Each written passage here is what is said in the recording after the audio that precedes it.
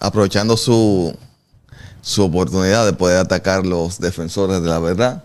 Y yo creo que todo el que martilla, cuando le toque para atrás, tiene que ser recibido. Tiene que aguantar. Cuando tú eres... Si nos vinculamos a la verdad, el día que la verdad también se nos tome en contra, hay que salir a defender lo que es esa dicha verdad. ¿Por qué? Porque nosotros somos que vamos pro familia, pro vida, y nosotros somos los que decimos que estamos a favor de todo lo honesto, lo puro y verdadero.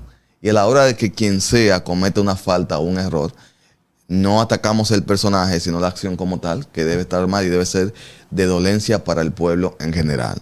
Pasa por el consciente que si yo cometo un error que no es bien vista al ojo público, no me van a atacar y con derecho, porque se supone que yo tengo que ejercer la verdad, la honestidad, y si yo me lleno la boca de decir que yo no puedo robar, no puedo hacer daño a los demás, y el día que yo lo haga, entonces si salen en contra de mí a buscarme a carta blanca, yo debo ser también responsable para salir a decir, parece que era del pueblo, pero no pertenece. Hay cosas que no podemos callarlas, sino que tenemos que revelarlas. Y lamentablemente un pueblo que se duerme, un pueblo que a veces confía más en la persona, donde yo entiendo que el peligro comienza cuando la gente empieza a poner los ministerios por encima de los comportamientos humanos de la persona. Hay comportamientos que ni siquiera tienen que ver con el personaje. Yo creo que la gente debe aprender que con los niños, por ejemplo, con los niños tú tienes que tener cuidado, no importa quién sea. Con los niños se tiene cuidado de con quién lo vas a dejar, porque independientemente de somos seres humanos que cometemos errores. Y usted dirá, no, es que mi líder, es que mi pastor, no importa, porque donde hay humanos hay corrupción. Y eso es lo que la gente tiene que entender. En una iglesia hay mentirosos, en una iglesia hay personas que todavía tienen su costumbre de robar y están siendo reformados. Pero ¿qué pasa? Que cuando nosotros olvidamos toda esa parte y damos más prioridad a lo que ellos ejercen como ministros, olvidamos una parte de compromiso como padre, compromiso como seres humanos, a la cual tú le llevas un niño a un líder. No te puedes olvidar de tu hijo. El exceso de confianza. Tú no puedes olvidarte, pero no es que lo conozco hace mucho tiempo, es que hay un peligro en confiar demasiado. No es que somos cristianos y los cristianos no vamos a hacer eso. Es que el problema está que tú no conoces a nadie al 100%. Yo puedo llegar a una iglesia con algunas altimañas y decir, Dios me está restaurando. Y probablemente yo esté con la intención correcta de que Dios me restaure. Pero podrá llegar un momento en el cual yo vuelva a recaer en mis hábitos. Pero ¿qué pasa? Que a mí se me considera cristiano mientras yo estoy yendo a la iglesia. Mientras yo esté cumpliendo con el horario de llegar, de yo visitar la iglesia. Pero nadie toma mucho, porque no voy a decir nadie, no voy a generalizar, toma en cuenta los comportamientos fuera de. Mi pastor decía, cualquiera es cristiano dentro de las horas que se están emitiendo en la iglesia, porque es fácil. Ahora vamos a analizar cómo se comporta con sus familiares, cómo se comporta con su esposa, cómo se comporta con su familia.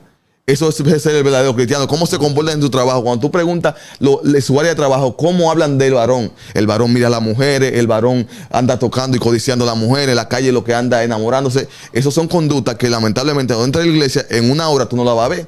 No. Cualquiera es santo dentro de la iglesia. Entonces ahí viene que yo confío en que todo el que está allá adentro es un ángel de Dios. Y no es así. Y da pena decirlo de esta postura, porque van a decir, no, está atacando a tu propio pueblo, está atacando a los mismos que son igual que tú. No. Atacar el pecado, no atacar el pueblo. Atacar el pecado, exactamente. Tú estás atacando las acciones de la persona. Yeah. Porque el mismo Jesús en una ocasión le dijo Satanás a Pedro. Sí.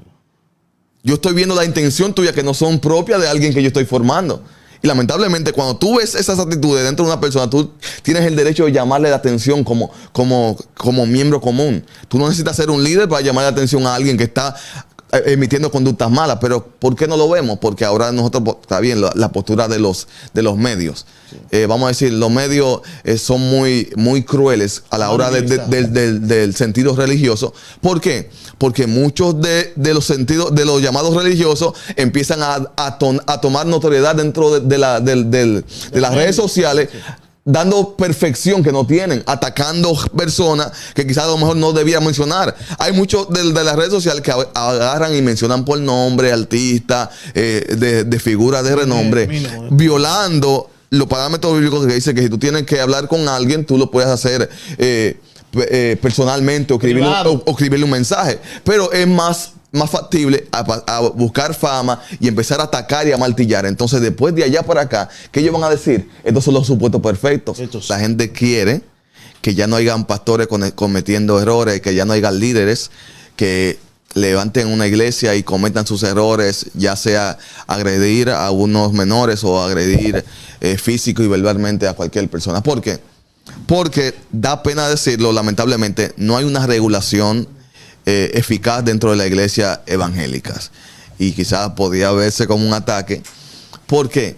Porque cualquiera puede agarrar sin formación de la formación de vida, agarra, pone y levanta una iglesia y esa persona ya le llaman pastor. Sin saber el problema psicológico que puede acarrear esa persona, simplemente agarra una marquesina, agarra, pone un letrero y ya eso es una iglesia. ¿Y qué pasa? Que todo el mundo como se conoce, ¿cómo te hiciste pastor? Tuve un llamado de Dios y Dios me llamó y ya yo soy pastor. Pero si hubiera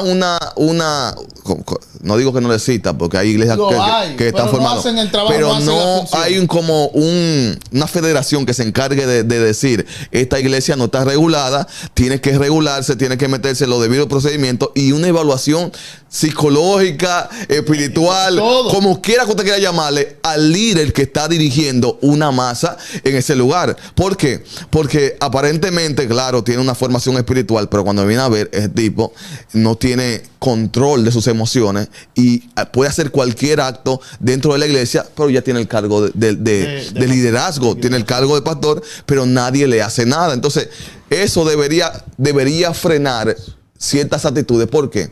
Porque yo soy miembro activo de mi iglesia.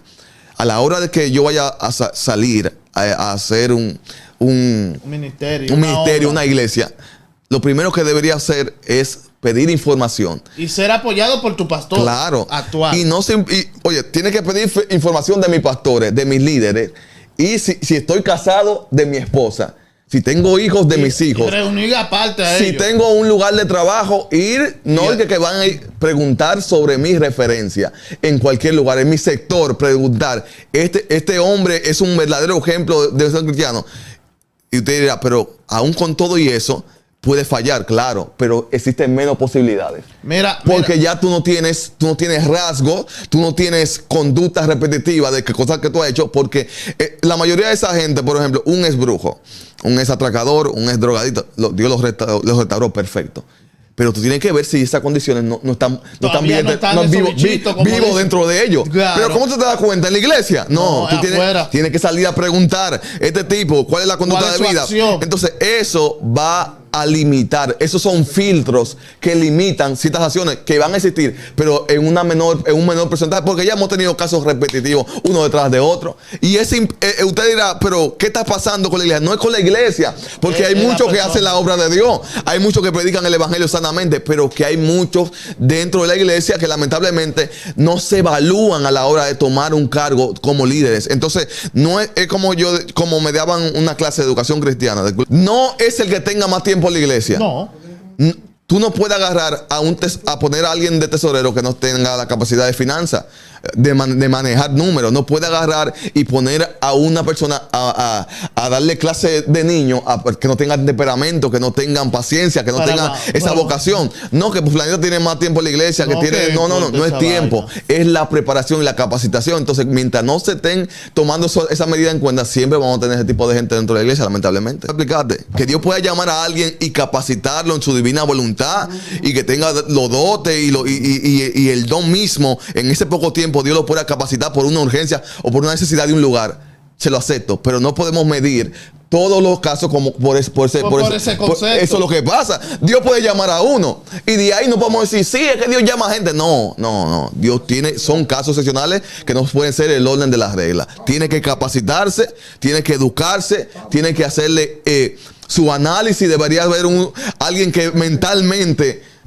le haga análisis psicológico a las personas que van a pastorear. Bueno. Lamentablemente. No, sí, espiritualmente, sí, muy perfecto, pero psicológicamente tenemos que saber si esa persona está en condiciones de lidiar personas. Porque espiritualmente te va a decir ora, te va a decir ayuna, pero a la hora de enfrentar un problema, una dificultad, no va a saber cómo manejarlo. Cómo lidiarlo. Cuando haya un problema matrimonial, lo primero que va a decir, suelta ese hombre. Cuando haya un problema en la niñez, lo que te va a decir, eso están poseídos por el demonio. Y tú vas a empezar a maltratar psicológicamente a los niños por alguien que no tiene formación. Porque simplemente se basa totalmente en lo espiritual. Y así eso no funciona así. Lamentablemente. Entonces tú agarras y le llevas, mira, mi marido está en esta situación, está en rebeldía. ¿Qué tú vas a decir? Eso es el diablo que lo tiene atado. Vamos a orar por él. Vamos. Y cuando usted agarra y lo unge, porque eso que te van a decir, úngelo, llévalo con aceite. El tipo sigue peor porque no se ha tratado realmente el problema. Porque puede ser un problema de conducta. Yo no digo que la oración no funcione. Lo que pasa es que hay cosas que tienen su punto. Por ejemplo, hay conductas que deben ser tratadas. Porque hay raíz de amargura, de depresión, de gente que han sido traumados en el pasado, en su niñez, que tú le tienes que sacar la raíz para tú tratar esos casos específicos. Y tú le metes oración. Pero hay gente que simplemente va a decir, ora, ayuna, eso es rebeldía, que está, suéltalo. No están preparados para lidiar con gente. Hay diferentes casos. Por eso que en la iglesia, gloria a Dios, gracias al Padre, que ahora están estudiando la gente y se están capacitando. Y en muchas iglesias tenemos abogados, tenemos psicólogos, tenemos doctores. Gracias al Padre. Y ahora los pastores que no son orgullosos pueden llamar al consejo a un psicólogo que tengan en la iglesia, a un doctor para preguntar esta área, a un experto en áreas de familia, a un maestro, y gracias a Dios se pueden ayudar. Pero en lugares que no hay formación, lamentablemente, eso siempre será un desorden total. Eso es verdad. Bueno, pero yo creo que llamamos a la conciencia y creo que alguien tiene que entender que cuando usted vaya a una iglesia, mi consejo es analice la persona, no el llamado. Porque el llamado de ejercer, vamos, sí, mi hija, vamos a orar por ti, sí, levántate, eso cualquiera te lo puede decir. Se escucha mal esto, sí. Pero no todo es oración. Sí, pero en el sentido de tal en que yo voy a ir a una iglesia a ser formado, a ser quizás instruido, y yo debo conocer no simplemente la posición de la persona, sino la persona. Él es mi pastor, déjame conocer su conducta, déjame analizar si puedo tener un estima de confianza, si puedo tener confianza con los seres queridos. Eso parece ilógico, pero da mucha más seguridad a la hora de tener nuestros hijos en la escuela bíblica, nuestros hijos con los familiares. Mire, yo le estoy diciendo que cuando usted decide estar en un lugar, usted debe analizar fielmente dónde usted va a ir a parar. Porque ahí depende su familia, el que está casado, sus hijos. Ahí depende todo. Entonces, no abra bien los ojos. No todo el mundo que tiene el nombre de pastor es pastor. Ahora, las conductas propias de un pastorado te las revela la Biblia. Si usted estudia, usted va a poder elegir sabiamente dónde y no debe estar. Eso es verdad.